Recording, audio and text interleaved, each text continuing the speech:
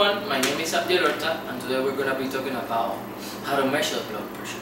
Imagine that you ended up yourself on a hospital or an emergency room on a hospital because you got a kidney failure on a or a heart attack, but you never know that you got problems with your blood pressure, but you were hypertensive. Hypertension is the most significant cause of death and disability around the world.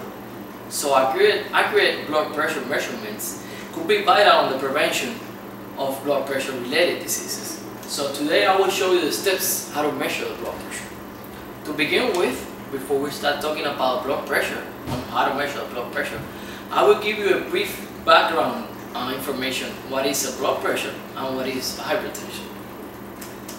Blood pressure. The blood pressure is nothing more than the force of the blood against the artery walls, and we get two numbers. The first one is when the heart contracts, or systolic pressure, which is the higher one that we're gonna get, and the second one it's when the heart is filled with blood, or diastolic pressure, which is the lower one that we're gonna get, and it's measured in millimeters of mercury.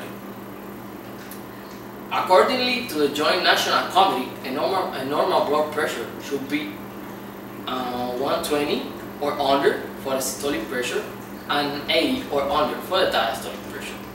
Hypertension, it has to be diagnosed after having at least 2 or more readings from different persons, and the numbers that I get from there have to be like 140 or above for the systolic pressure, or 90 or above for the diastolic pressure.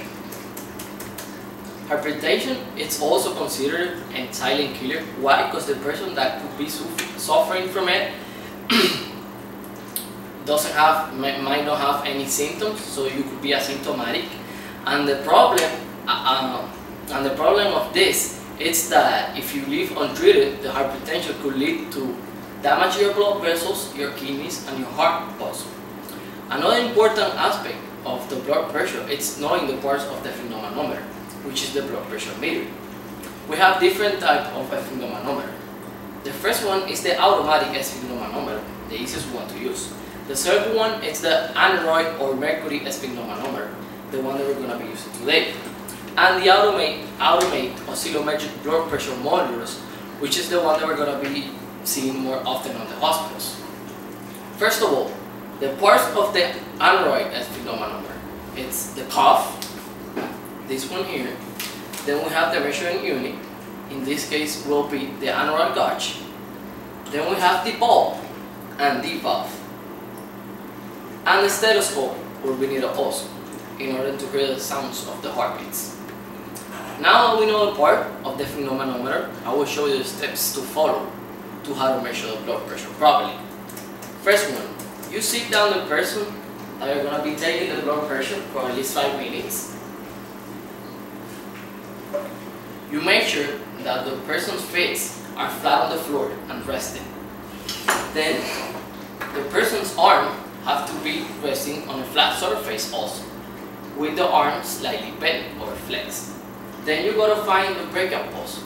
Most of the times you can find it here under the biceps of the person with these two fingers. Once you've done that, you place the cuff on the person's arm and you secure it. You make sure that the artery marker on the cuff is on the place where you found the pulse of the person.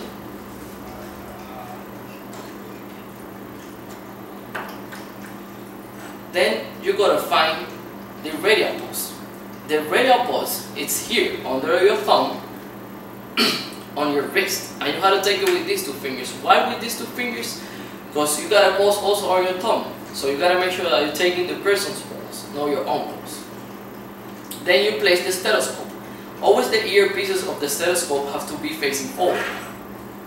Once you've done that, you place the stethoscope belt under the cuff, on the part where you found the pulse, and you ask the person to hold it for you slightly. So while taking the radial pulse of the person, you start inflating the cuff. When you don't feel the person's pulse no more, then you get that number and you inflate the cuff 30 millimeters of mercury above that number. Then you start disinflating the cuff slowly, approximately of 2 to 3 seconds of mercury. Then when you get the first two sounds, those are your systolic numbers. You keep hearing the person's pulse until you don't hear it no more. And the last beat of the heart that you heard, that's going to be your diastolic number. And remember, the numbers for blood pressure always have to be even. So, sometimes you're going to have to round it up. So, what are the most important aspects of knowing how to measure the blood pressure? It's by practicing it. So, once you're practicing the blood pressure, how to measure the blood pressure, you get familiarized with the parts of the sphygmomanometer, and you gotta do it in a quiet room so you don't get interrupted. And you also get familiarized with the sounds of the heartbeats. So remember, always keep checking on your own blood pressure and your family's and relative, so you can avoid health problems and save people's lives. So with these easy steps that I just gave you, I hope you can do it and learn it fast. Thank you.